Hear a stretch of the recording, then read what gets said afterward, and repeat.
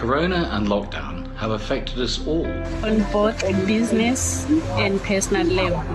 We are all feeling worried, lost, and frustrated. There is very little we can control at the moment. But we want you to know that Professional Beauty and Salon International are here for you. We do webinars, articles, and seminars to help you get through these tough times. Our business is at the heart of the industry. We are in this together. We will recover. And we will come back stronger than before.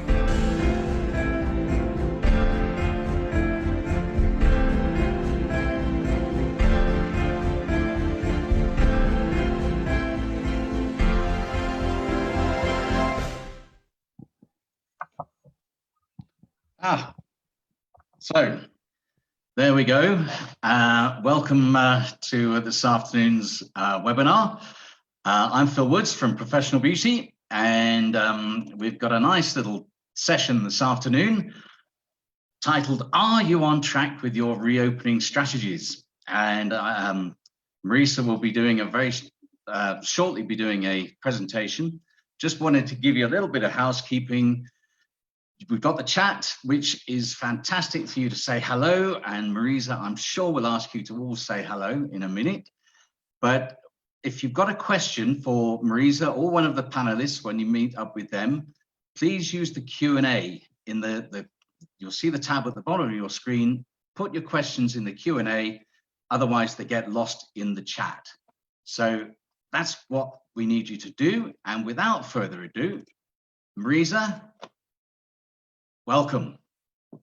Off you go. Hi, everybody. Thank you, Phil. Thanks so much. So lovely to see you all. So I can see people already in the chat box. I just want to ask you all, you're sending your messages only to the panelists in the chat box. So go to your chat and press the scroll down bar and tick all panelists and attendees. And then everybody, there we go. Sue's got it. Okay. So your message, your chat must go to all panelists and attendees, and then everybody can see your chat. Wonderful. Good morning from Chicago. Lanil, welcome back. That's so awesome. Divine. Is anybody else outside of South Africa? Would love to hear. Wow, loving seeing everybody. Brilliant. So nice. Oh, Lucia from Portugal. Welcome, darling. Sending hugs and kisses to your husband. Hope he's getting better. Full. Okay, super. It doesn't count if you know them, you know. Okay. It sort of does, sort of. Okay, all right, whatever. I am in the Republic of Cape Town. Well, welcome, Stephen from the Republic of Cape Town. Absolutely wonderful to have you with us. So that's brilliant, brilliant. Yaku, welcome. So nice to see you attending. Brilliant, super.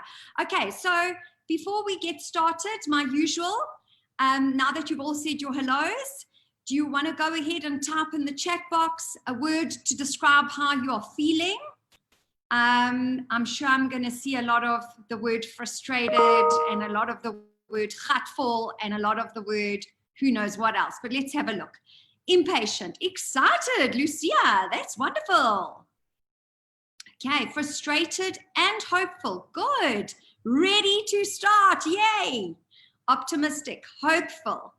Okay, I'm liking these words. Impatient, hopeful, longing to open. Okay, that's good. Yep, I'm with you, Renee. I'm frustrated too. Hoping to start, ready to start.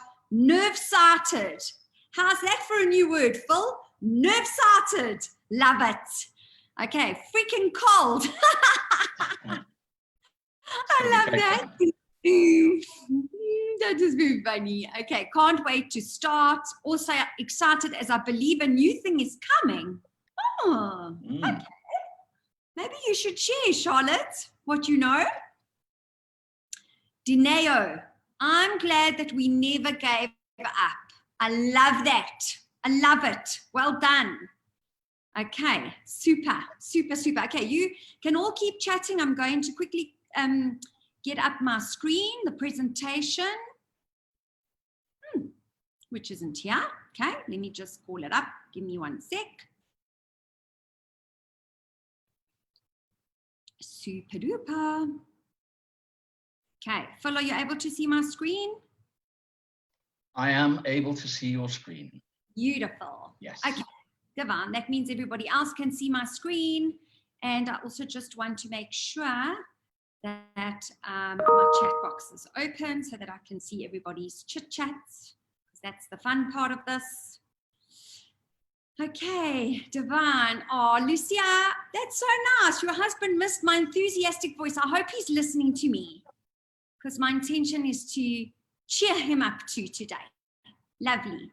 Charlotte, no, I just feel we're going to see everything different and appreciate everything more from our side. Okay, I hear what you're saying. Therapist side as well. 100%, Charlotte. We're going to see things very, very differently. Okay, Divine. So before we get started, everybody, first thing is first, can we all go to social media? We want our clients to see what we are doing, okay? And this is a good thing. It's a good thing that they see that we're learning, that we're preparing, that we're getting ready. So please remember to tag all of us. So there's Professional Beauty South Africa, there is Spa Professionals Guild, and there's myself, Marisa. On Facebook, there's the name. So take a quick picture of the screen if you're not going to remember. And then on Instagram, you can tag at Spa Professionals Guild and at Spa Business Coach Online. Okay, super. And maybe take a screenshot of what you've enjoyed seeing and learning that you would want your clients to see, and put that up and say, well, look what we learned about today. Okay, so this is what I wanted to show you, some of the posts that have been going out there, and I'm absolutely loving this. On the left-hand side, we've got a post from a salon basically telling all their clients that they are doing sanitation training. They are busy putting all their protocols in place. They have taken a screenshot of the training courses that they're attending. What's also so super duper exciting is on the far right-hand side is another salon showing, so Sue, that's your place, so thank you that I could use this picture, showing that all her signage is in place. So COVID-19 compliant, hygiene and sterilization done. We are ready to get back to work. Now that is what clients want to see. They want to see things like this. What have you been doing? Or what are you doing in preparation of getting ready to go back? Okay. And then of course, Mena, as usual, posting about all her learning and all her knowledge. And we all know Mena's been in the industry forever. So this for me is amazing, because we never, ever, ever, ever stop learning, no matter how old we get, or no matter how many years we've been in this industry, because we could have been in the industry for 10 or 15 years. The learning process never stops, and that is what's so important. So Mena, your passion for education really shines through in the messages that you send out. So our signage has made it all the way to Australia, which is amazing. Okay, the post on the left-hand side comes from a salon that used our signage templates in order to get their salon and their clients happy to see that their salon is COVID compliant. Yeah, so that's just so amazing. And then also, we're going to briefly touch on it today when I go through your checklist. But I loved seeing this, and this came up yesterday on when I was surfing the social media, was this post-lockdown specialist menu, okay? I mean, this was awesome to see. How's this cure the corona blues? Okay, that is just beautiful. Another one, unlock yourself. So just the names and the creativity that have been given already there, your clients are going to appreciate and understand that you've taken the time to think about what do they need or what will they want when we finally have the opportunity to open. So well done for those of you who have done this and have implemented it already. Okay, so just quickly, please, everybody, if you can, our page is up and running for Spa Professionals Guild. If you can follow us, that will be amazing, because all things like what's happening today was found on Spa Professionals Guild's site as well. And if there's any news feeds or anything like that that is really pertaining to business within our industry, you're going to find it on these pages. And then there's also our Instagram page, so please follow us there. It's so nice to see that our followers are growing like day after day, which is wonderful. Thank you all so very, very much. And then before I start, so our friend, a colleague who's online today from Chicago, Lanil, and we sort of chat almost on a daily basis. And really, I want to know what's going on there. And then she's, I think, a bit as nosy as I am, because she wants to know what's going on here and around the rest of the world as well. So very, very interesting feedback here for everybody is there was an iSpa webinar on last night. And I just couldn't get to it on time. And I asked Lanil, please, because it was so important, this webinar, they have opened, all right? And for me, I wanted to hear the feedback that I wanted to be able to bring you back today is, what have they regretted? Or what do they feel they should have done better? So what was interesting to hear from Lanil today was that all of the spas that were interviewed were all doing different things. So they all had their own protocols. Some were using facilities areas, some not. Some had masks as a must, some didn't. Some were taking temperatures of only staff, not clients, etc., etc. Okay, so there wasn't a set protocol in place across the board, right? Which makes pretty much sense. And I think we're going to see that in our country as well, because there is no specific regulating body that tells us, okay, this and this and this is what you have to do. Unless, of course, we get a wonderful set of protocols issued to us by government, which is what we are eagerly awaiting, so that we can all operate pretty much along the same standards.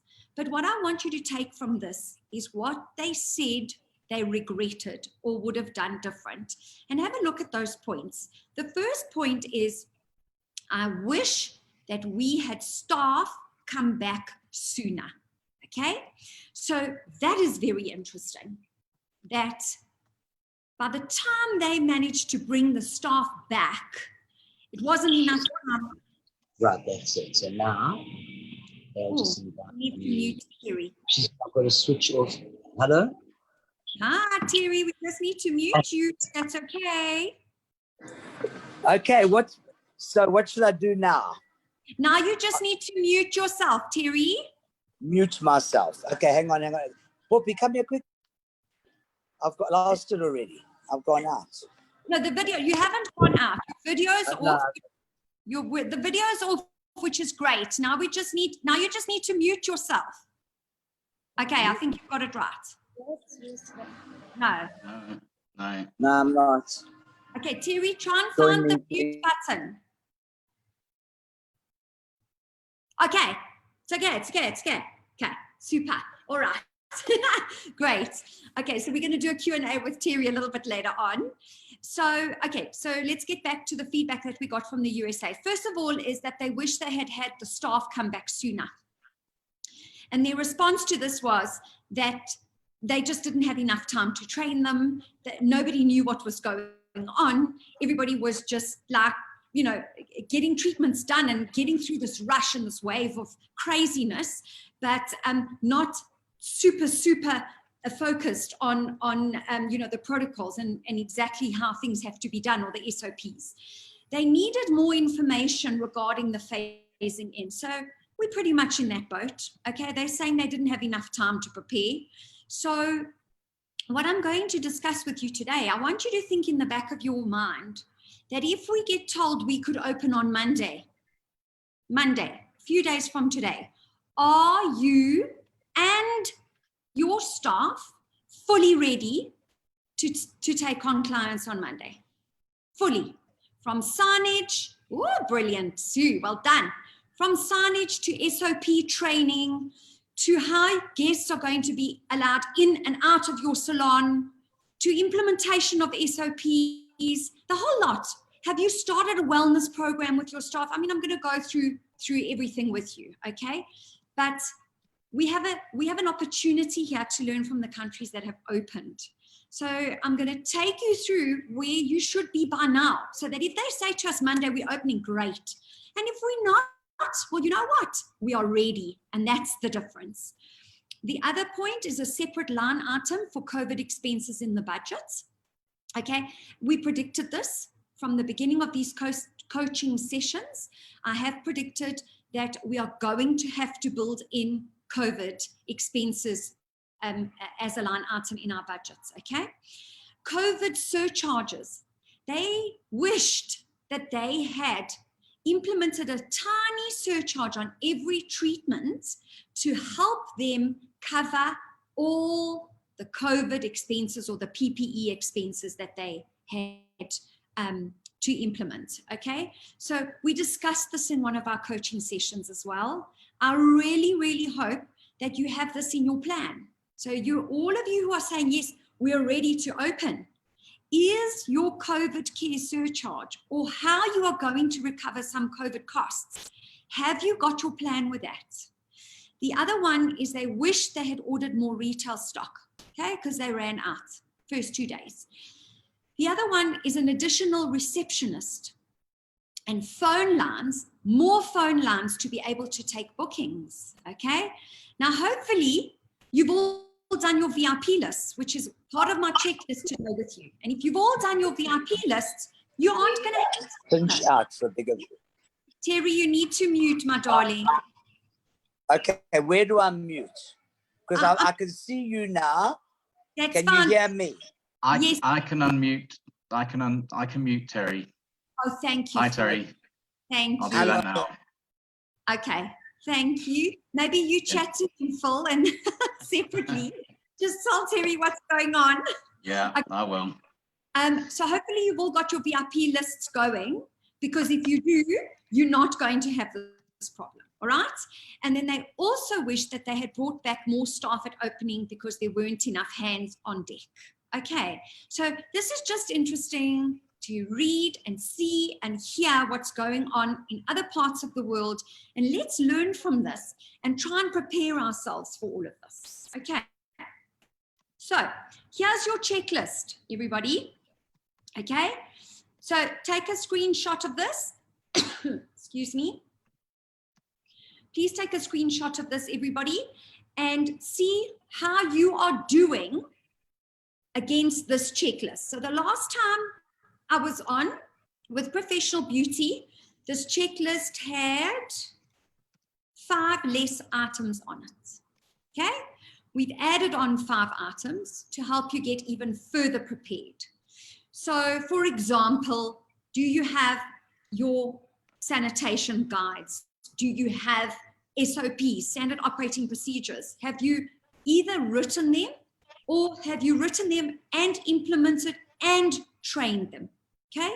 Do you have some form of any form of certification that you can show clients? I've been seeing a lot of it on Facebook. It's beautiful to see, okay, from various either different suppliers or even just some educational bodies that are issuing sanitation or hygiene type of certificates. Also, have you finalized and ordered and perhaps already have in stock all the PPE that you are going to be required? Okay. Lizelle is asking, are we not going to be limited depending on our square meterage, how many staff are allowed? Okay, so Lizelle, we don't know yet because this is something that we are waiting for the guidelines from the government to give us. So I'm assuming that if social distancing has to be applied and you have chairs, for example, pedicure chairs right next to each other, one chair will have to, you know, every second chair will only be able to be used. But at this stage, we have to wait for guidelines from government really until we know all of this. So I think the bottom line is, I don't want you to focus on what are we going to be able to do, right? I'd like you to focus on how ready am I to do it? As soon as we get our guidelines, are we ready to push that go button? That's what we want be ready for. Okay.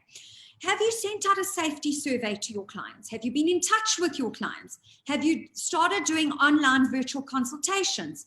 Are you selling retail and lots of it? Have you looked at your treatment and retail margins? Because whatever they were, you can clap another 10% towards COVID, okay, after we open.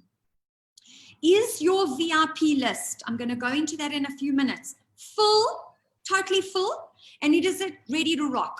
Meaning that if we get told we're opening on Monday, you're getting on the phone today and you're starting on your VIP list to take your bookings, okay?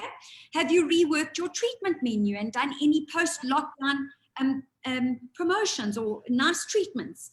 Have you called a staff meeting regarding remuneration and salaries going forward? This is a conversation that needs to be done. We did an entire coaching session on it before your staff come back to work, not on the same day. Have you done a wellness questionnaire with your staff to try and understand their state of mind? Have you implemented any sort of wellness program? Because remember, in our last coaching session, or the one before that, I can't remember really, is we spoke about energy transference. We are in an industry where our energy is 100,000% transferred to the clients that we come into contact with.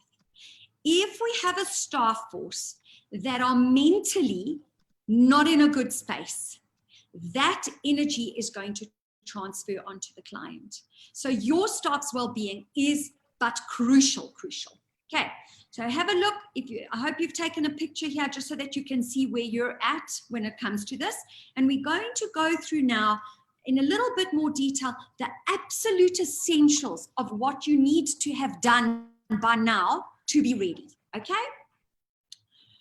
So at this point in time, we're closed, right? Okay, we might be closed.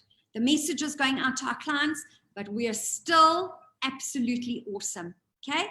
And whilst we are closed, we are strategizing on how we are going to open, besides the fact that we don't know when. But let's open and be ready and not open and have chaos and even more stresses on our shoulders. So before I start, I want to show you a video clip and enjoy it. Life can throw you some curves. And it's not just the things that you see coming, but sometimes it's the things that you didn't see coming that hit you out of nowhere, that set you back in such a way that it seems like you can't get over.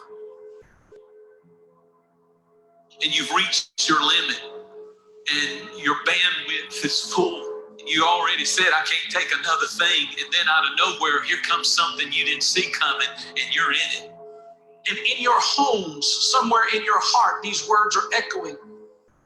Am I going to make it?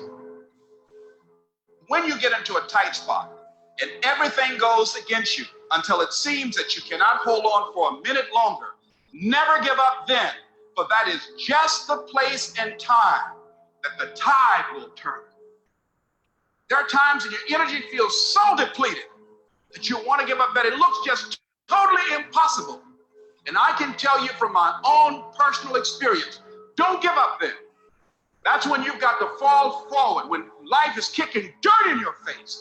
Don't give up then. That's when most people turn back. As long as you're alive, there is hope. You're still alive. You're still here. It's never too late. And it's never too dark. And we can always turn things around. There's going to be bad days, there's going to be dark days, but you got to embrace it, because that pain is what makes you stronger. Pain is the high cost of growth. If you want to grow up, you want to be mature, there is no way to do it without pain. You can't grow up on easy street. And the very thing that discourages you is the very thing that develops you. No one's coming to save you. No one's coming to save you. The only person that's going to make a drastic change in your life, whether that's physically, mentally, emotionally, spiritually, the only person that is going to dig you out of your hole is who? You. You have to do it for you. You've got to become courageous to stand up within yourself, to face it and step forward. We all get a taste of that victim mentality, the why me? You can become the victim of the situation or the victor of the situation. You need to be the master of your emotions, not let them affect you. You're the dictator. You're the captain of your boat, whether you let things affect you in a negative way or a positive way. I don't lose. I only win or learn. In life, there's only winning or learning. All your problems become gifts once you learn them. And some of you have allowed adversity to make you stop. And I'm telling you right now, don't give up. I'm telling you right now, don't give in. Get through it. Execute, execute, execute. In the midst of adversity, execute. You're going to work through this. You're going to get up. You're going to get dressed. You're going to get out. And you're going to do what you've been called to do. You're going to be what you called to be. And you're going to prove to everybody that tried to break you, everybody that tried to kill your dream, you're going to prove all of them wrong. And if you can work through your pain, I'm guaranteeing you, on the other side is a reward. Pain is not permanent. Pain is temporary.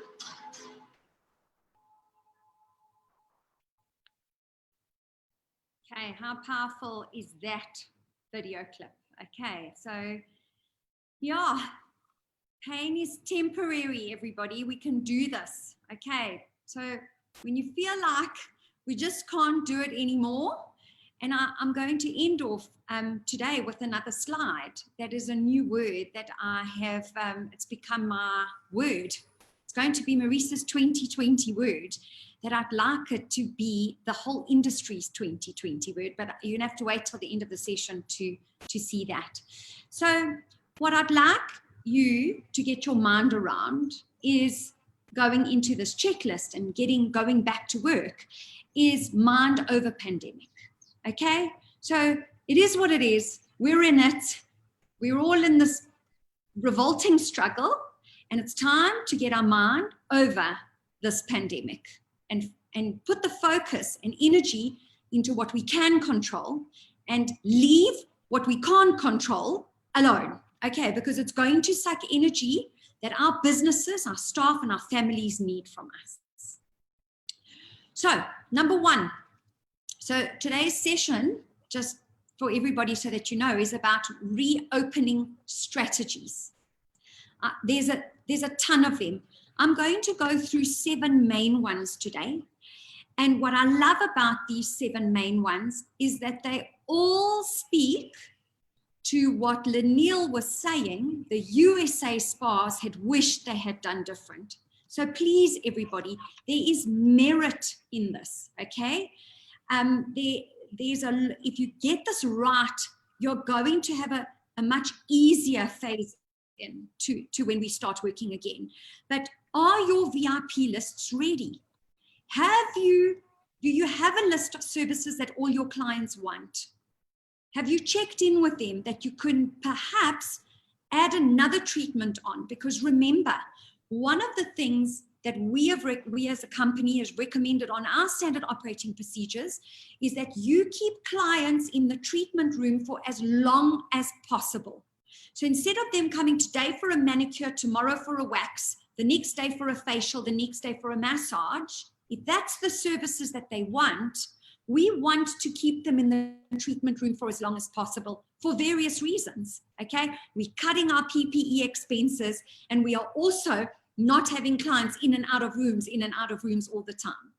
Okay, so the VIP list has the potential to take away that point that those USA spas were making, that they can't cope with the influx of bookings. You won't have that if you already know prior to opening what your clients want. So that if we get told, let's say we get told tomorrow, we can open on Monday. All you're going to do between tomorrow and Monday is pick up the phone. You will spend the entire Saturday and Sunday on the phone to your VIP list clients, and you will say, right, you were number 1 on the VIP list, and these are the treatments that you wanted. This is what time slots would you like, because you are first on the list. Number 2, hi, you are, and so on and so on. So if you have, I've been getting some amazing, beautiful stories of clients that have over 300 bookings for services. That's amazing. Okay. So this VIP list, if you don't have it, get it going. And if you've got it, please, please build it, upsell on it, try and get clients to spend longer time inside the salons, okay, or inside your spas. Number 2, your back to work health and safety packs, or your guides, or your SOPs, or whatever you want to call it, okay? 1 is, do you have it? Have you got some sort of guidelines? Number 2 is, have you written your specific salon or spa's SOPs? So you can pick up a template and rewrite them to make them your own. Do you have a list of checklists that your staff will go through every day? So it's a checklist that they tick off to make sure that this new normal way of behavior is adhered to. Because remember, it has not become habit. So they may not remember, oh my word, do this, change this, clean here, do that, okay? And then your signage, is your signage ready everywhere, from the door to the screens, to the waste paper bins, to the basins, every part of your salon, to the door handles? Is the signage, to the retail, by the way, is the signage there? And saying the messages to your clients that you and your team will not have the time to tell people, okay? So that's really, really important. So this is just an example of a resource pack that you can get, that just basically you can see there on the agenda, tells you how the coronavirus transmits, personal protection, the responsibility that management have towards their staff's health, okay, because it is management and owner's responsibility. Then there's an entire set of standard operating procedures in template form that you adjust to make them your own. Whether it's a hair salon, a spa, an aesthetic center, or a salon, you can adjust those SOPs to fit your business. And then all sorts of checklists, okay? And then there's also print signage and placement direction where you can place them, etc., okay? Training. I'm just giving you one example of training that you can go on. I believe that there are many. You just really need to investigate it. Put your feelers out there, speak to your suppliers, to your brand partners, and find out, can they recommend anybody that does training for your staff? But again, this training cannot wait to the day before you open. This training has to happen. It should have happened already, actually. It should have happened. And if it didn't happen, it should be happening right now. And if it hasn't happened, well, hopefully you got Monday or Tuesday, even though we're hoping they open us up. But my point I'm trying to make is that you have to please get this training done. Whether you do it yourself, you don't have to do it through our trainers, whether you do it yourself and that you do it with your staff, okay? And what does that mean? It means calling your staff into your salon and doing this training with them before you are open to trade. That's what it means, okay? That's just a lovely thing. And then certification. Again, there's lots and lots. I mean, I think I've seen maybe 5 or 6 different types of certificates that you can get when it comes to health and safety. Have something, anything that you can show your clients that you've done everything that it takes. Okay, next. And some of you may not like this, but really, really, this is so important, okay, is ease into your opening. And I know what you're all saying right now. You're all saying, Marisa, you are crazy. We have not had revenue in 3 months and you want us to ease into opening. Yes, and there's a reason why I'd like you to ease into opening. Because you need to be fully prepared. Your staff need to get used to the new norm, okay? And they may not know what's going on, okay? So now it depends on how confident or how many staff you have and how big your business is whether I recommend that you start with 1 or 2 clients per therapist per day and then build up from there. Okay. Also remember, if you're in a nail bar, open plan nail bar, and you have 50 nail technicians, you're not going to be able to open anyway with all 15 nail technicians. So my point is please don't rush. Okay. Take your time with this. Just take a day or two, 1 or 2, that's all I'm asking.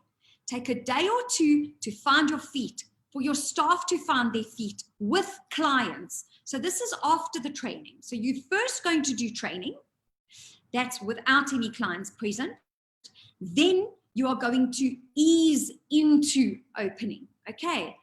Going in guns blazing, which is what we really all want to do. Okay. So all I'm asking you is go in guns blazing from day 3 or day 4.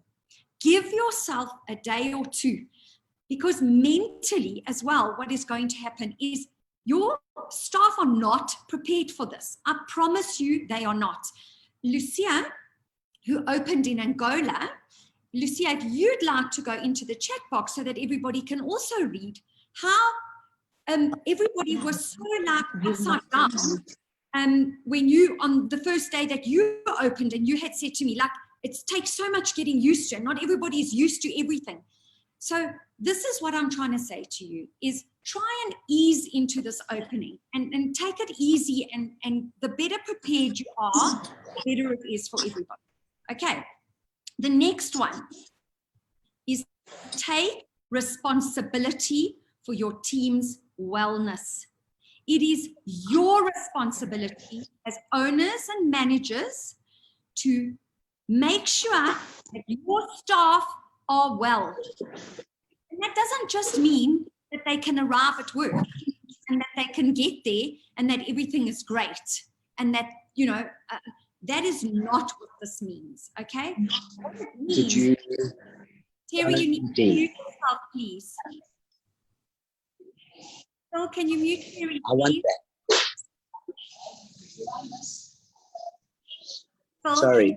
Terry, it's okay. I will, sorry. Thank you, no problem. There we go, super duper. Okay, so take responsibility for your team's wellness. So again, there are many wellness programs that you can put into place. We've developed one that, okay, there goes Lucia. We went very slow. The before training was essential. And I agree, putting your staff's needs first. Okay. I mean, I'm only repeating what Lucia and I had already discussed from when she opened up in Angola. So the training before, the staff need to feel safe, etc. So my biggest concern at this point in time is how traumatized and in what state of mind your staff are in, and what type of energy are they transferring onto your clients. So a wellness program of some sort is super, super important, okay? So we've got a little guide here where you do a questionnaire that is about 3 or 4 pages long that you take your staff through, and they answer questions. The questions give you, the owner and manager, an indication as to their state of mind, okay? They also, something really, really useful to you as owners is that your staff write a letter to COVID. In the guide, we give them the structure of the letter. They have to write specific things to COVID. And why are they going to do that? A, because they're not verbally going to tell you. You don't have the time for that right now. You've got to get down to business. But B, is you're going to get an insight, because they've got time now to think about what they're going to write about. You're going to get an insight into what is going on in your staff's brains. And that is what is important here, is what state of mind is everybody going back to work in? Are they traumatized? Are they fearful? Are they depressed? Are they anxious? All of these feelings are real right now. And all of these feelings have the potential to be transferred to our clients. So please, everybody, I've been on a few of these wellness webinars, and I wasn't like a major advocate of all these wellness programs, because I suppose I just feel everybody should be fine and find ways to to make their state of mind work. But that's not the reality of it. Okay, the reality of it is that as owners and managers, we are in charge of our staff's wellness. And then there's an ultimate guide to a healthy workday and also 13 wellness ideas to implement, whether you have a hair salon, a spa, or whatever. Okay, so that's really something nice and useful to be able to have. And there's just some sample pages that are available in this wellness guide. Okay. So Mariana is telling us, very overwhelming once you open up.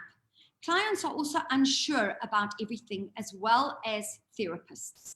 Was quite exhausting when we opened up in Namibia. So training and preparation is very important. Okay, again, I can't stress it enough. So, and now adding on to that, part of your preparation is get your team's wellness top of mind. Top of mind, okay? Let them understand that you care for their wellness and for how they feel, okay? Kim, I know that you implemented a wellness program with your staff. If you want to go into the chat box and tell us how they all reacted, and if you've had any feedback from it, it will be great to hear that as well. Okay, point number 5 is collaboration. There has never, ever been a time now when we open to collaborate with anyone. So I think we've got to get these creative juices going and saying, how do we stick together and how do we try and grow? And this is absolutely vital, is to look and don't think that because we're a beauty salon, that we can only collaborate with a coffee shop or the hair salon. No, rubbish. Look for other collaboration opportunities with whoever else it might be, any other line of business, somewhere where you can help each other. Because right now, we're all coming from a place of no revenue, low revenue, damage, and we're all looking for different ways to grow. Okay, the next one is communication. I cannot stress communication enough. When I chat to colleagues around the world about their reopening, one of the things that they brought out very strongly was that we should leave nothing to assumption, nothing. And that goes every step of the way. So from the client, don't assume that the client should know that they must wear a mask. Don't assume it. You must tell them. Don't assume that the client should remember that they must wait in the car before you message them to come out, if that is your SOP. Tell them, remind them, okay? Don't leave any assumptions to your staff either. Don't assume that your staff's state of mind is great because they are all desperate to get back. Believe me, they want to work and make money. But don't assume that they are not depressed or they are not anxious. Same goes for your brand partners, and same goes for the entire community that you belong to. Communication is absolute key here.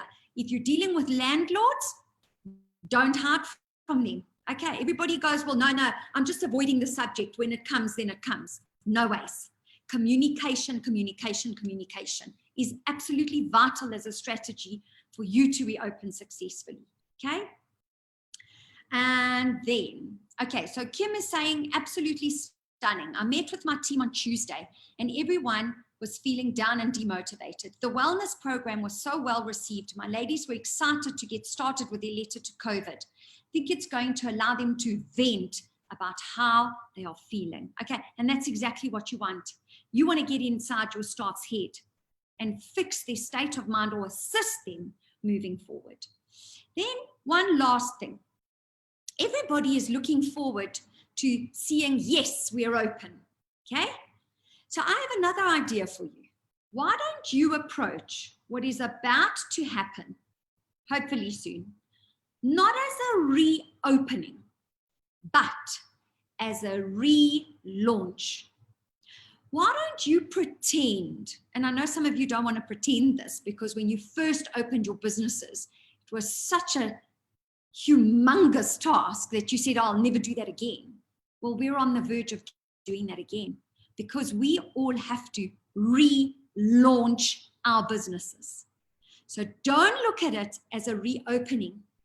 Look at what's about to happen and plan for it as a relaunch. I'm about to relaunch my business, and let that be the fundamental part of all your thinking and all your processes that take place. Okay. And then in part of this relaunch is don't afraid to take a leap of faith and do something totally different. I don't know, think of something else to do. Think of a way to reinvent yourself. So instead of staying in this pool of goldfish, is move on to your own waters, create your own new platform or your own, and I like to refer to this photograph as pivot. Find your business's pivot. And then what do you need to do once you find it? Exactly what this fish is doing is act on it. Take the leap of faith and know that you will land in the other fishbowl. Okay, super duper. And here's my word. Here is my, I knew it. I knew you were going to say it, Kim. So this is my new word for 2020. And my post-COVID word is obsession. Obsessed. Become obsessed with your business. Become obsessed with making a success. Become obsessed not with things that you cannot control. So if you're all obsessed about when we are going to open, that is the wrong obsession to have. You need to be obsessed about how ready you are. Are your staff ready? Are your SOPs in place? That is what you need to become obsessed about. So yes, the news is the news, and good news when it comes will be amazing. But stop making that and petitions and going to court and all this rubbish the center of your lives. Become obsessed with getting your business right and ready, getting your staff well. Because when that green light comes, then you're in a place of preparation. Okay.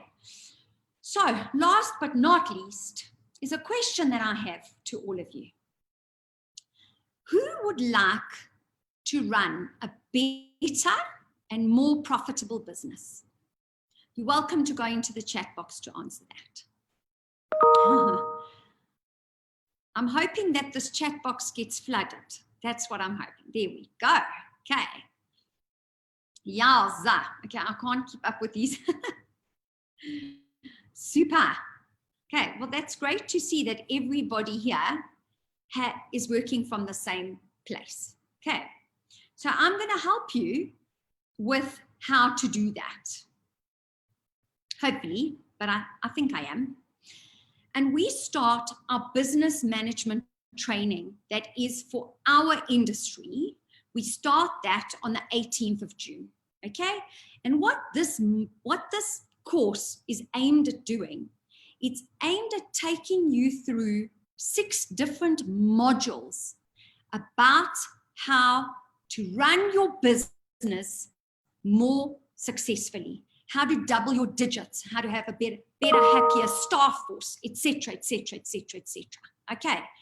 And really the first module, which is the most important module of all, and please everybody, this is quite important because I've had so many people say to me, well, Marisa, can I do the sales module? You're more than welcome to do the sales module. But module number 1, which has a look at you being the foundation of your business, is the most important module that this entire course can have, because we can all get taught business principles. Am I right? You can all get somebody to sit in front of you and teach you how to run a business. But what you need to look at first is yourself. You are the foundation, and the stronger the foundation of the building, the higher we can build a skyscraper. The higher the building can go, and it can still be solid.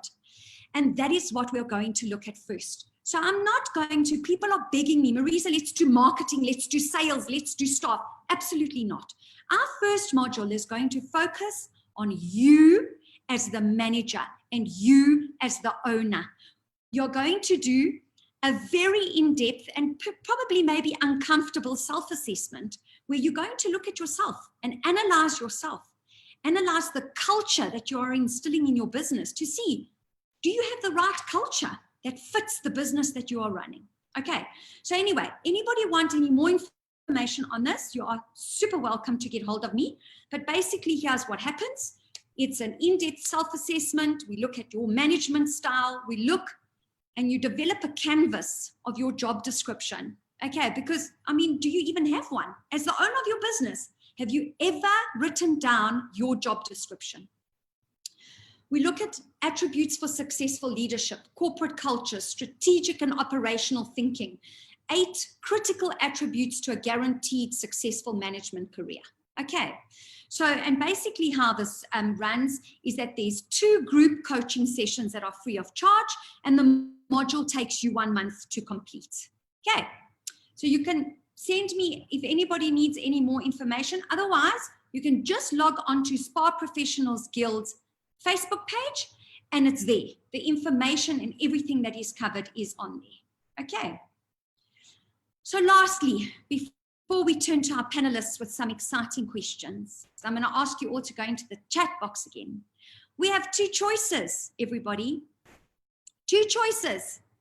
We can either sink, okay, which is what's happening here, or we can make the decision to swim for our lives, to become obsessed swimmers. What decision do you take to make for your business? Let's hear. Swim like a champion. I love it. Beautiful. Debbie says swim. Okay, brilliant. Just keep swimming. Yes, excellent. Love it, love it, love it. Swim for my life. Lucy, I like that. Swim for my life. Okay, I want to walk on the water. Okay, that's quite interesting. That's very interesting. Okay, not gonna sink. No looking back. Swim, Fissy, swim.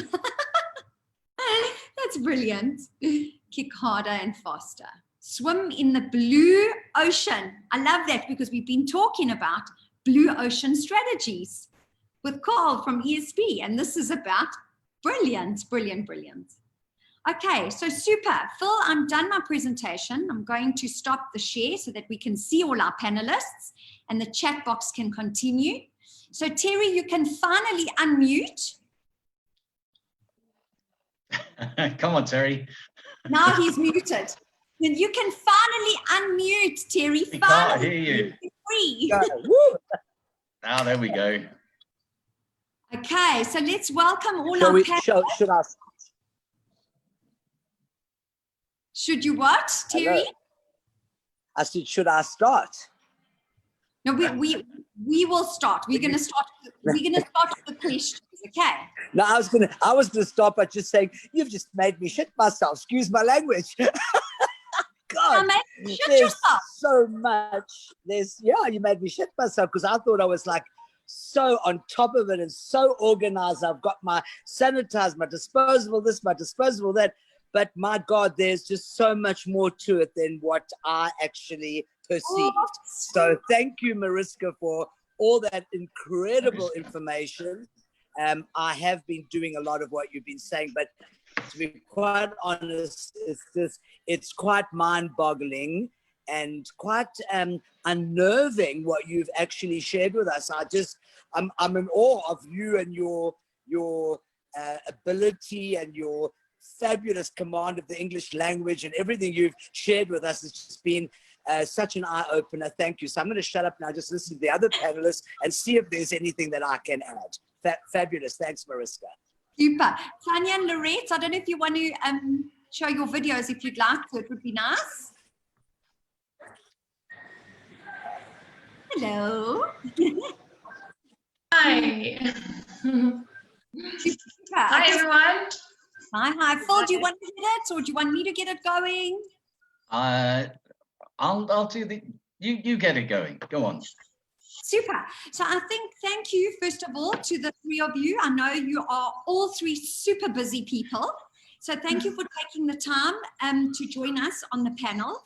And really what I wanted to achieve by this today was to speak to three different, not really industries, because we're sort of all in the same industry, but three totally different operators. Somebody that is in the hairstyling business, then, and that's why Terry is here, somebody who belongs to a hotel spa, because we have a lot of those and there's a lot of anxiety in that arena, and that's you, Tanya. And then somebody in the medical aesthetics field, okay, and that's you, Lourette. All right, so we're looking at three little sort of different angles. So I think my first question that I'd like to start off with is, what have you as a business done with regards to reopening? Is there any specific strategy that you have, or are you going with the flow? So should we start, maybe Tanya, let's start with you. Okay, so for us, a hotel, it comes with a whole lot of other complications that we're learning along the way. So for example, I'm an example from our point of view. If the industry decides to open, we will not be able to open, because we need to open, we're registered as a hotel business, and we will only open as a hotel. And the other thing that we need to consider is the fact that if one of our staff members get sick, or if a guest gets sick, and it comes from the spa, we risk shutting the entire hotel down. So operationally, you can imagine it is a nightmare, because if you've got guests inside the hotel and the government comes in and starts to shut you down, then what do you do with your guests? You know, if you've got a shop, you can just shut the shop down, but it's a whole different story with the hotel. So that's the complication that we're dealing with. So our sort of end date is we aiming to be open for September the 4th. That's our date. We will start bringing staff in on not duty, but from training point of view. We allow a 2-week program to do a new induction. Yeah, and I mean, myself and my assistant manager have been working on a training program, plus all the SOPs and everything else. And so far, we've got 400 pages. So be ready to publish the book. So that's just how big it is. And the more we ask ourselves different questions, the more we're like, oh crap, we need another one. You know, that's been the story of our lives for the last few weeks. Okay. That's your I just wanted to share something with you guys as well in terms of you know, training of the staff. So if you've been watching global webinars and things, you'll know that we're very much moving away from pamper to wellness. So one thing I've identified is that I don't know, yes, my therapists are highly trained, but I don't know what background they've come from.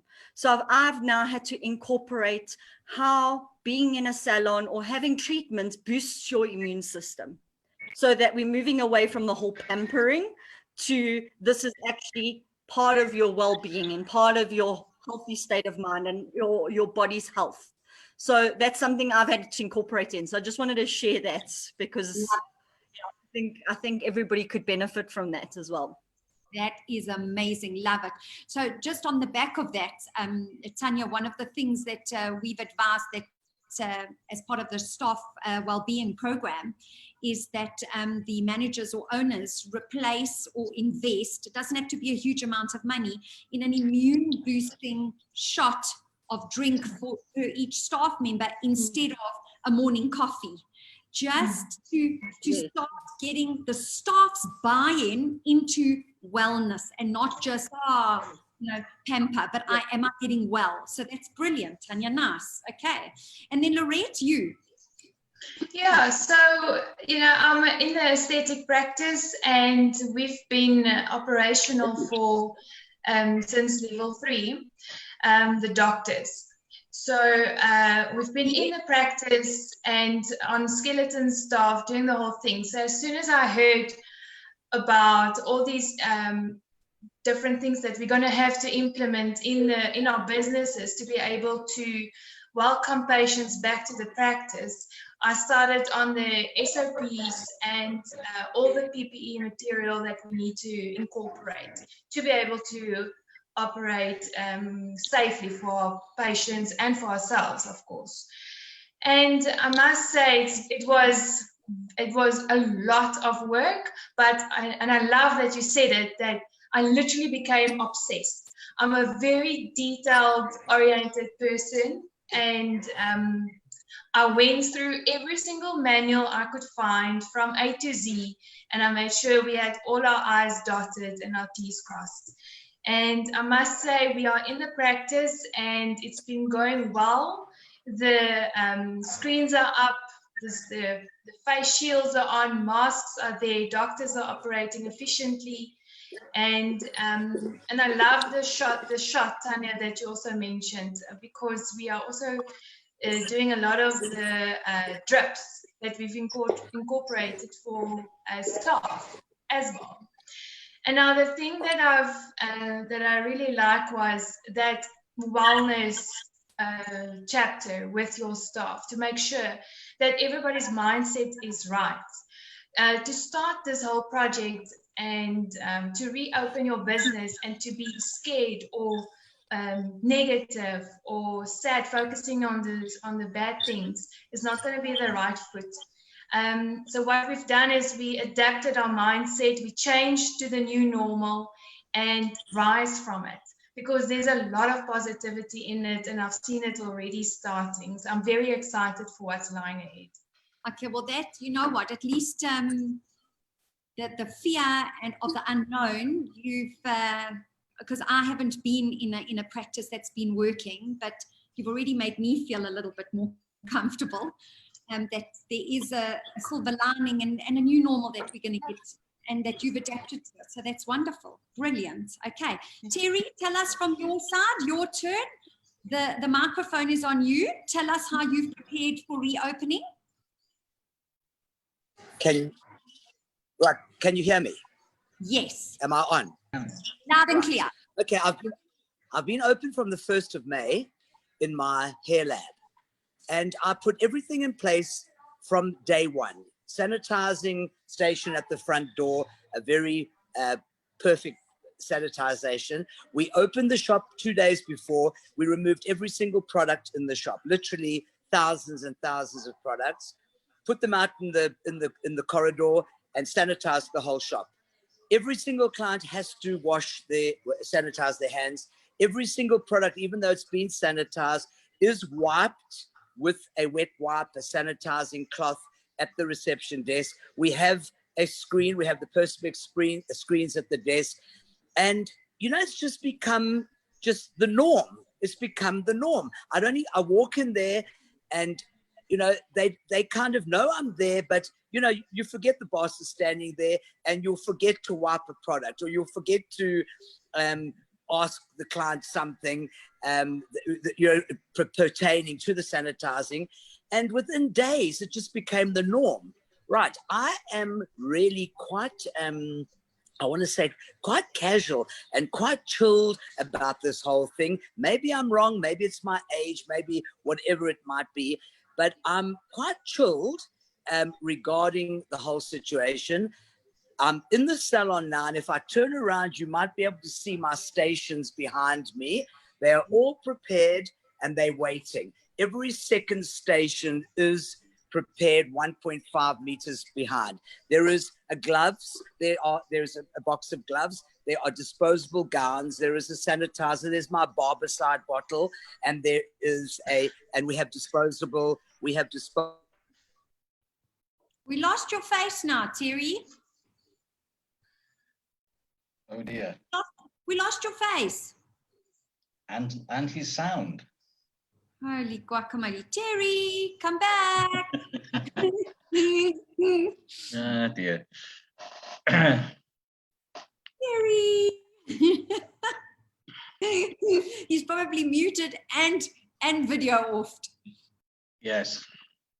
Yes. Okay. Should we carry on? Let's carry on. Why not? I'd like to add something to all of this. In that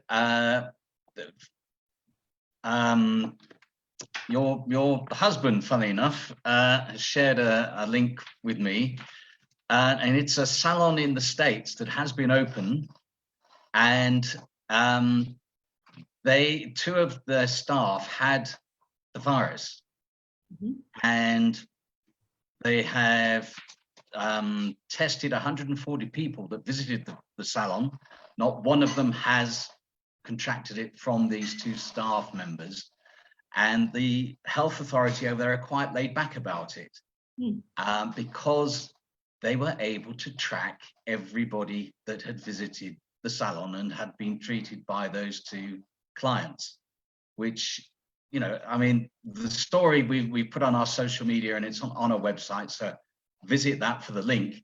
But, you know, we've got to get the government to see that, because it just shows how controlled and safe the environment is in a salon, because they were using the masks, they were using the sanitizers, all the stuff that we are preparing for.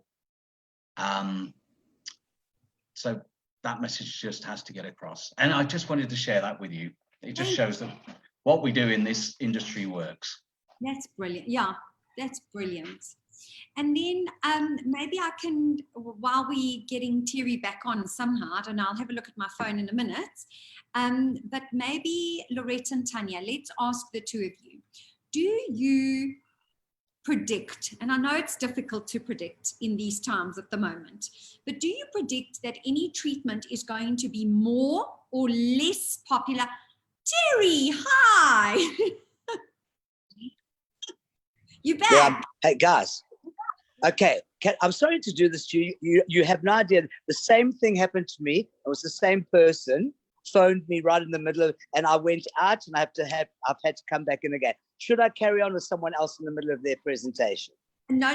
I was about to ask another question, but I think let you finish. Carry on. Okay, because I'll be short and sweet, because I really must be quite honest with you.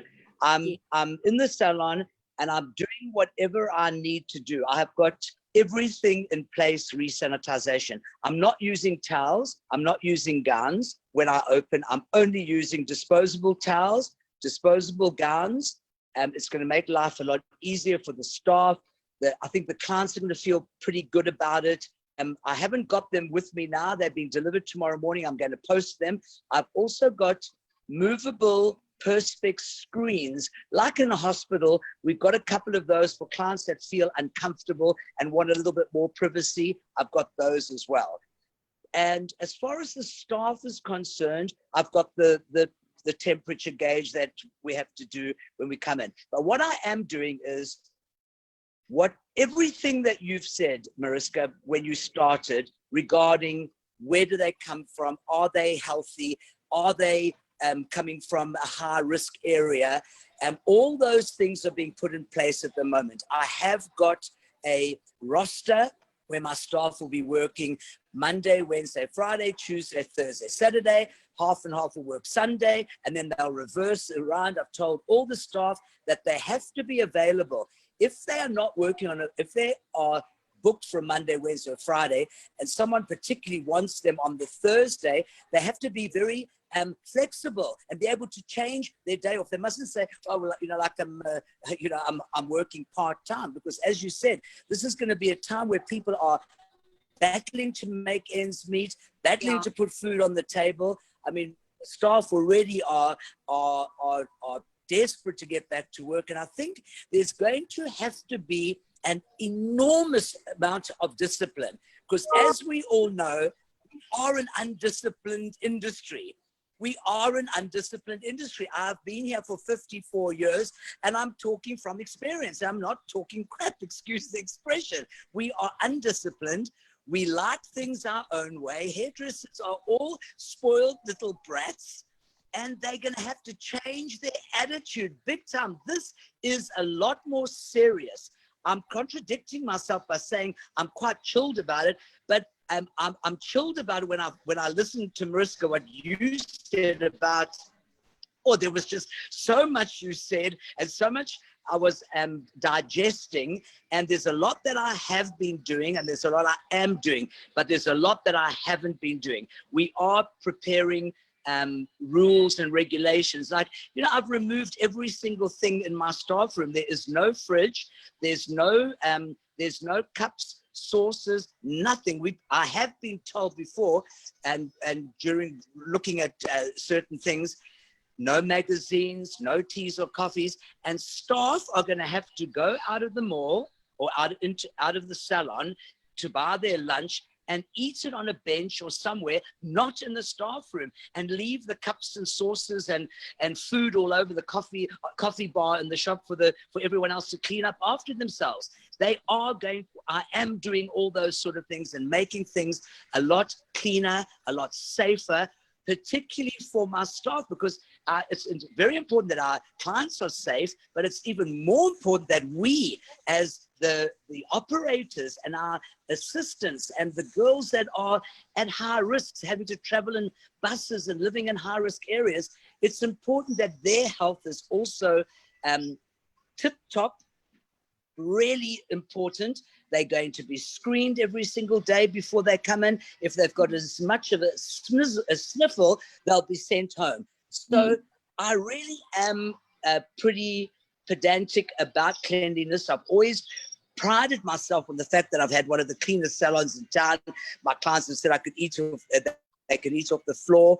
And yes, I'm just doing every single thing and waiting for the government to give us what did this one lady say? She's got 400 pages. Well, I can assure you, I'm not going to be looking at 400 pages, but we're going to have to do what is required. 400 bookings, not 400 pages. 400 bookings. Oh, I thought okay, right, bookings. That's another thing. I'm kind of quite perturbed about, you know, bookings and how we're going to do them. And, you know, they say to us, you know, what do you do if a client walks in, she looks fabulous, she looks clean, she looks healthy, you've got a stylist that is available, and they're saying that we are not going to be allowed to do walk-ins. We're only going to be allowed to do a pre-booking. Now, I must be honest with you, and I'm going to say it on this open forum, which I might be shooting myself in the foot, but if someone walks in and there's a hairdresser available and there is my spacing and everything I'm doing correctly in the shop, I'm going to let that client have her hair done. So there's so much protocol that is involved with where we're going forward. And I think we're going to have to learn by our mistakes. We're going to have to go with the flow, which someone said earlier on, and just do whatever we deem necessary to run an efficient business, run a clean, a safe, a healthy business, and keeping everything in mind so they don't come and close us down.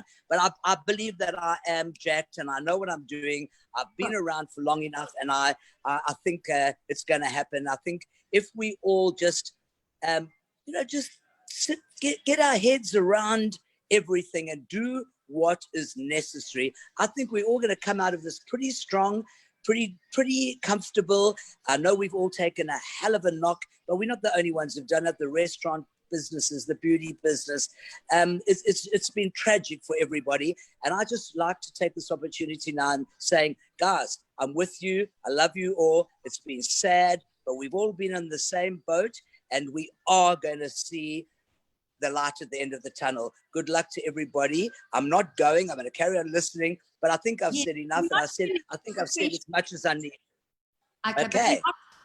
We're not finished with the question, so don't. Okay, no, I'm not going anywhere. Okay.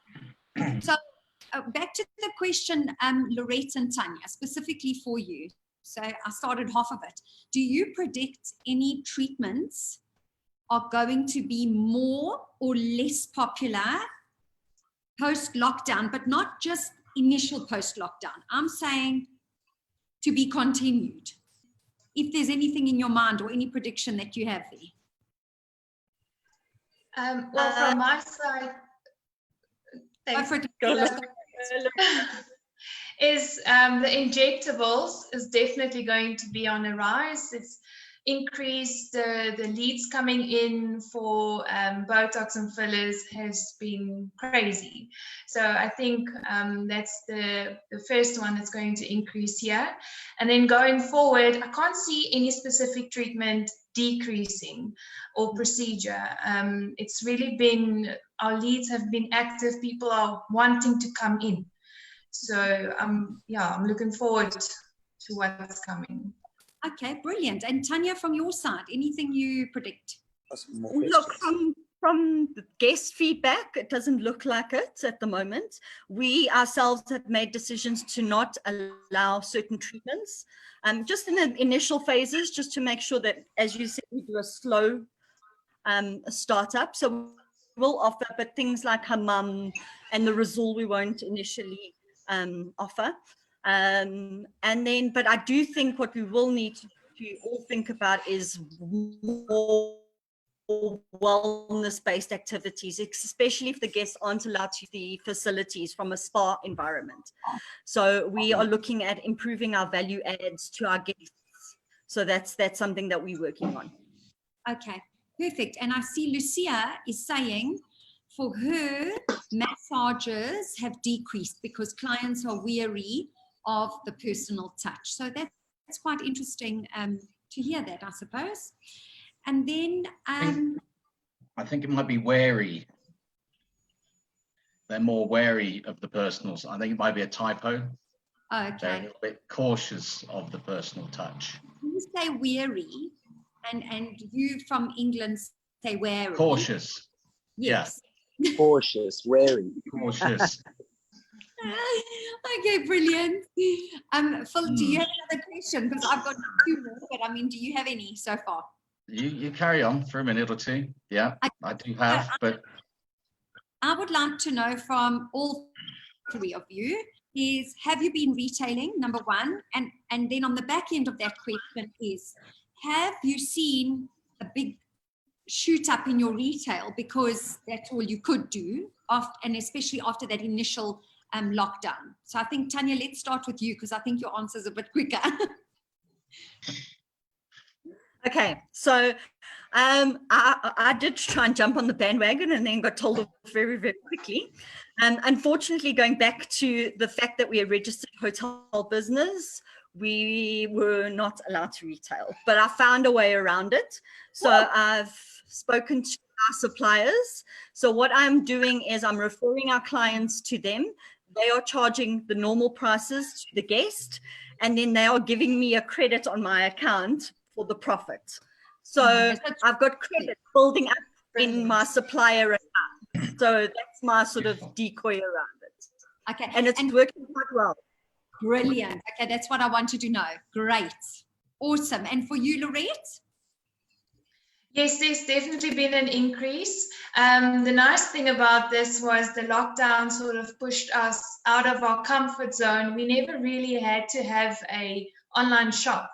But I tell you, I got that online shop on there very quickly. I worked day and night to type all the products and all the info out, and it was on there. And it's something obviously that's going to stay there now, that's going to benefit us in the long run.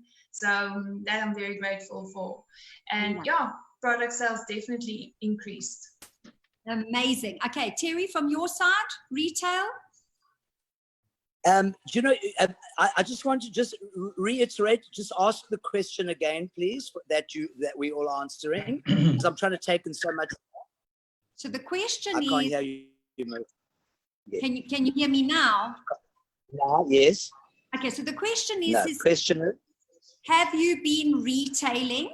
And if you have been retailing, has your retail gone up considerably? Okay. As you know, I opened on the 1st of May in my hair lab, and I have had an incredible run. Things have been absolutely fabulous. I do take advantage of the fact that the 2 girls that are working in there have been exemplary in their retail sales. I've been in there quite a lot myself, and I do find when I'm in there, people kind of tend to listen more to what I have to say than maybe the assistant in the shop. It goes without saying, 54 years experience, they kind of believe in me. Yes, retail has been quite incredible. I didn't feel that selling products to clients that sort of walked past the door, saw us sanitizing, saw the fact that we were in the shop. I had a girl in the shop that was just distributing tints. That never wasn't great. It wasn't a big deal. I don't think we did much there, but we did incredibly well with retail. Our first 2 months, May, and of course, as far as June is concerned, retail has been exceptionally well. Someone's just popped up a question and asked me, am I going to change any of my servicing? And I wondered what she meant by that. I'm not going to change anything. I'm going to just do what I've always done, given the best service possible, given the most professional service possible. I'm going to charge a little bit extra for the amount of money I've spent on disposable towels, sanitization, because I've spent in the region of about 10 to 15,000 Rand just for the main salon going forward. And we are going to charge a little extra for that.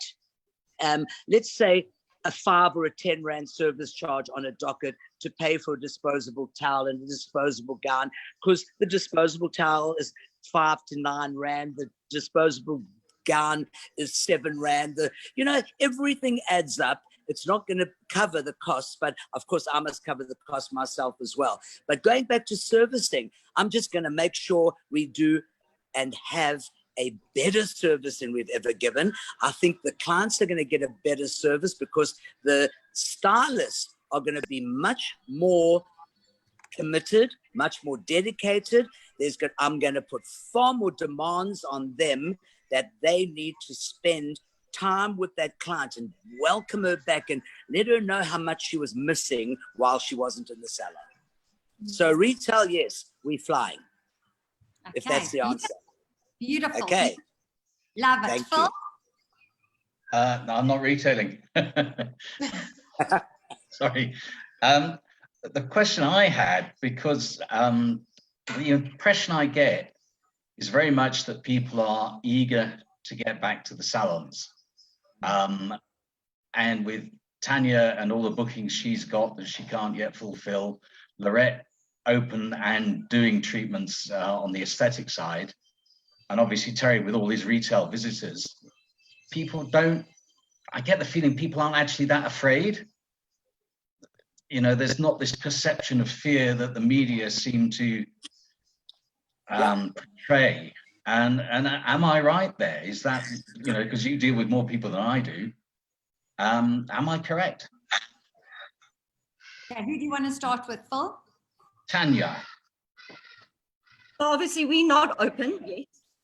But the feeling I get from our guests is they just dying for treatment. I think from our challenge is mostly going to be in terms of the health department and making sure that we follow all regulations. But from the guest perspective, I don't think it's going to be an issue. I think they're just desperate for their treatment. They might be a little bit disappointed because now the spa journey is completely different to what it was before. So their sort of perception of being able to hang around a spa is not going to be the case for the time being. If they are allowed to use the spa facilities, and that's still an if at the moment, it will be a case of they allocated a time slot, whereas they're quite used to sort of sitting around, which is a problem. So we just need to manage the expectations here. Cool. Okay. So Lourette, what's your impression?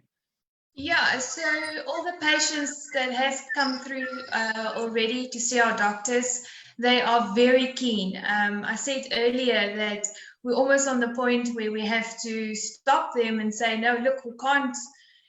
We have to stagger appointments, and people are they're pushing to book.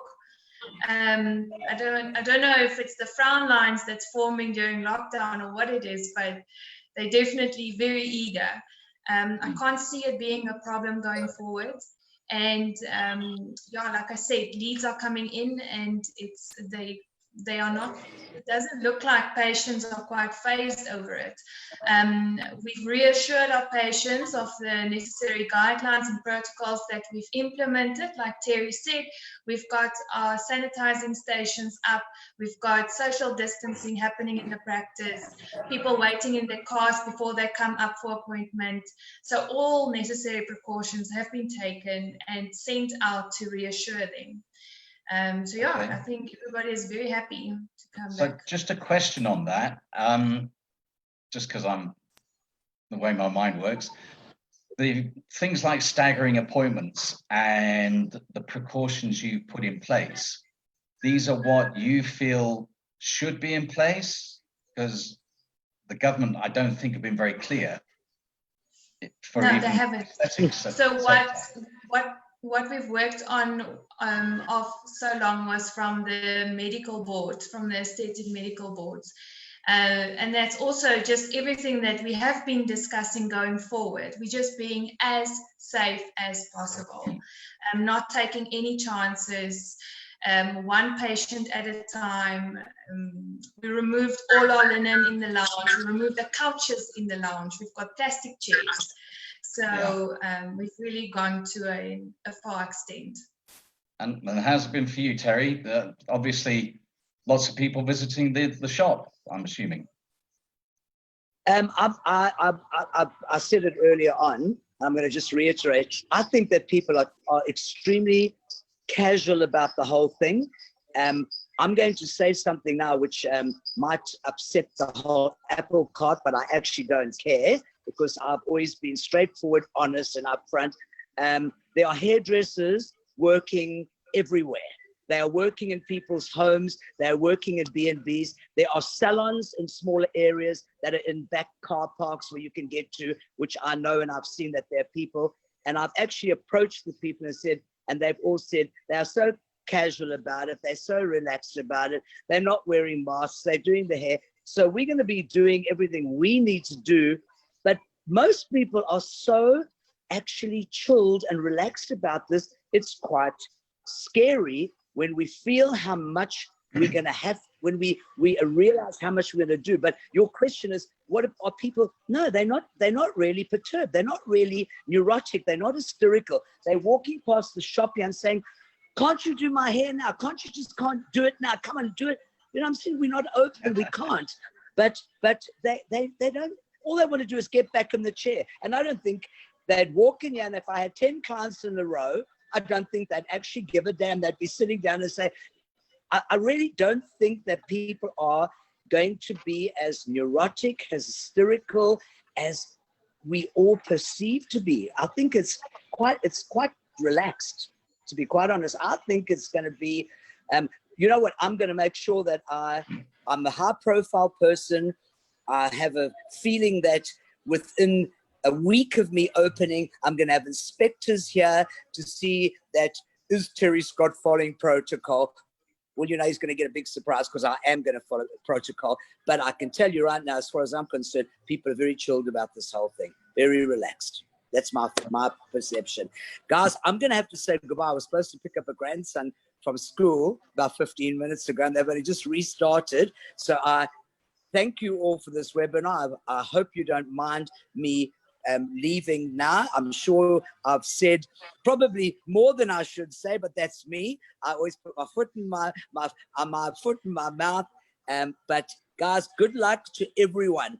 Please God, we open ASAP. When we do open, we all do what we need to do. We need to follow protocol so that we don't have our Nkosazana Tladimi Zuma with a duck on telling us what to do and how to do it and when to open and when to close, because, you know, she should have let us open a long time ago. And guys, good luck. Love you all. Stay safe. Thank you, Mariska, for a wonderful webinar. Cheers, darling. Bye-bye, everybody. Thanks. Lourette, there's a question for you in the box here that says, which I thought was interesting. How are you handling clients coming in with regards to their shoes?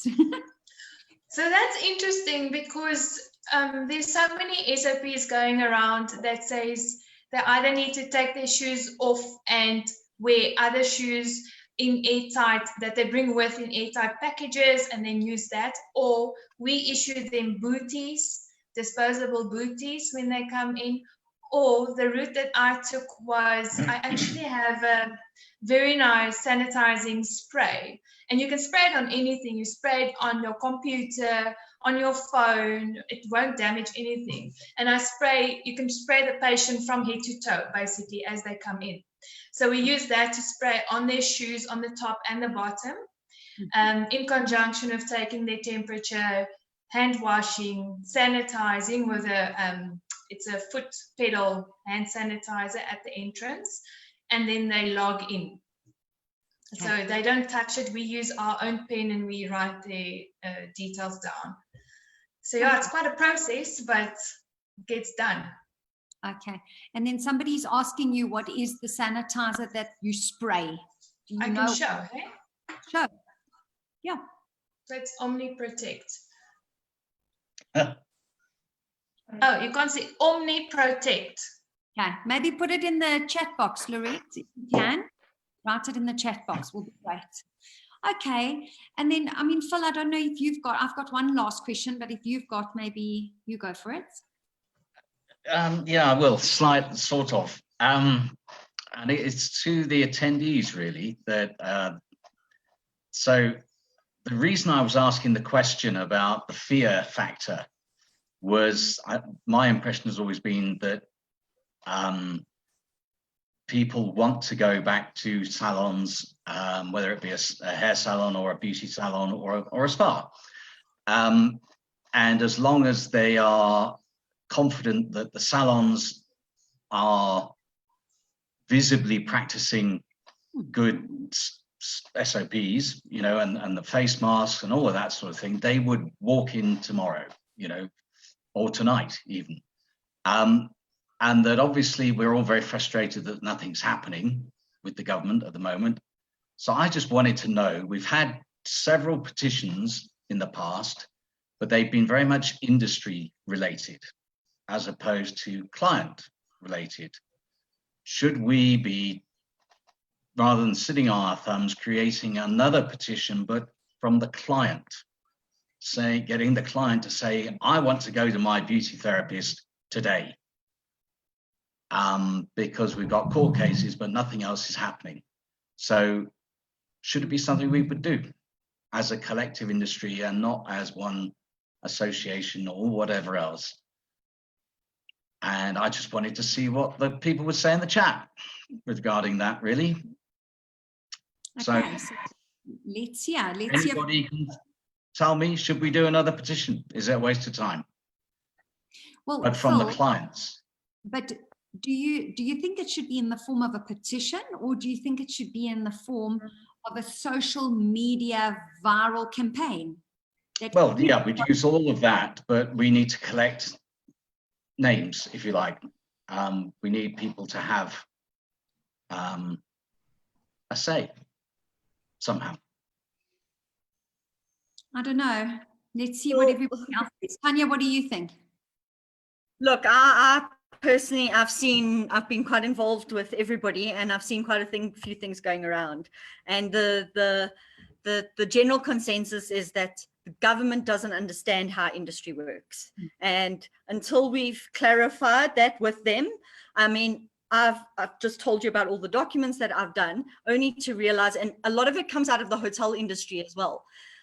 So I've realized now, I've done all my SOPs, we've got all our new customer journey, we've got all of that prepared. And now I've been told that you have to have a file ready so that if you are inspected, and they want to see a risk assessment done per task with an accompanying SOP to say a change has been made in the process. So now I've just realized that despite all my nice SOPs, I now need to go back and do risk assessments for every single task. So that if we are, and it is more complicated, look, I have to follow rules because as my boss says, you know, at the end of the day, if we're not compliant, he goes to prison, not me. And he doesn't want to be in the position to do that. So we have to overdo it. But that just shows the extent of of doing it. So I don't think any petition, the guests are desperate.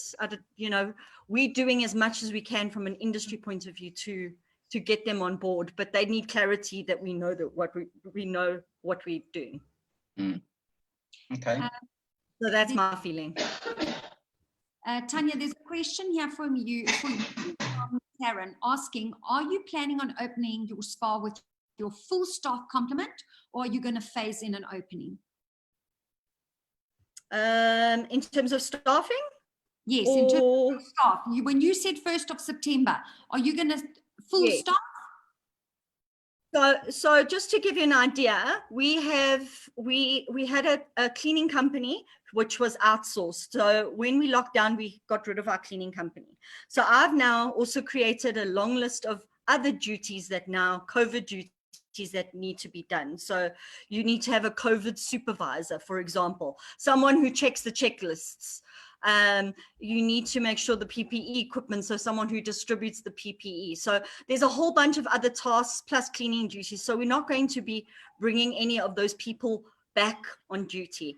So how we've worked it out is in terms of our treatment rooms. So we will use 50% capacity of our treatment spaces at any given time, whilst the other 50% is being sanitized and sterilized. The other people, so for example, my staff members that are considered high risk because they have autoimmune deficiencies or other illnesses. For example, I've got a therapist who's got fibrosis. So she will not be able to do treatments until further notice because she's deemed as too high risk. So she will be put on other duties. So we working that in that way. I hope that makes sense. Yeah. Okay. And then Lourette, there's a question for you. Do you encourage your patients not to touch or use their cell phones in the practice? Absolutely. So before any, when we do appointments, when we make it, we have a questionnaire that we screen them on the telephone or WhatsApp. And then upon confirmation of the appointment, we send them a WhatsApp through 24 hours in advance. And that WhatsApp contains all the information that they need to adhere to. They need to know when they come to the practice the next day. For instance, wait in the car, leave unnecessary items at home or in your car, in your boot. Don't bring extra stuff with. We've even had patients now rock up without their purses. Like, I need your purse, but yeah, so definitely discourage the cell phones. And I've got notices up all over in the practice, do not touch any surfaces unnecessary. So the whole point is not to have anybody wait in the lounge. Yeah. So they can come straight through to the doctor. Okay, fantastic. All right. Phil, how are we doing? Oh, we're doing good. Yeah. Well, there's a question about what is the spray for again. Fatima, the sprays for the sanitization. For the shoes. Everything. For the shoes. For everything. And everything else.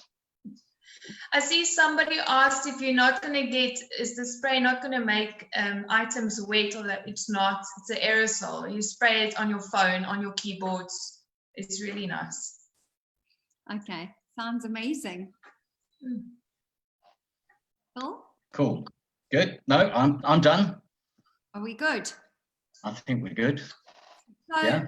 Last question from both Lourette and Tanya. Do you have any advice for our fellow owners and managers out there? Anything? One last little bit of advice. Go, Lourette. Loretta, do you want to go first? Oh, sure. The biggest thing is to stay motivated and come in with a positive mindset. If you as the leader is not going to be positive, not speak positive words, your team's not going to be positive. And then your patients and clients are not going to be positive. And your revenue is not going to be positive. So absolutely come in with a positive mindset. and adapt. Like I said earlier, you must adapt to your changes and rise from this, because everything else that we've implemented, this lockdown forced us to think outside of the box. So now we have all these different other measurements that we can incorporate, like the virtual consultations, like our online shops, the delivery man you didn't have before. Keep those and add it to your existing services, and you will definitely see an increase in your revenue from before. Lovely. Tanya? Yes, I think prepare as much as possible. I think a good way is to actually imagine your client booking, imagine them walking through, imagine how they're going to walk through, imagine how your staff are going to walk through, and that sort of write the steps down, and then you'll know from every step. So that's how we've kind of worked it. Obviously I'm not a very mindful person typically, but I've learned to become more mindful, and I'm sharing that with my team. So there's an app that I've come to discover that I'd love to share with everybody. It's called Calm, and you can select how you're feeling that day, and it'll give you a 5-minute exercise, a 10-minute exercise, and it's really great to do. And you can do mindful eating, you can do mindful walking, and I've been sharing that with my team because that's something that they're going to have to do with the guests, in terms of they have to think outside the box now as well. So I think already getting their mindset changed is paramount. Okay, lovely. Thank you. Thank you so much. So maybe before everybody runs off, if we can just go back to the chat box and everybody give us like a checkout word. How are you feeling now after the presentation? We'd love to hear your comments.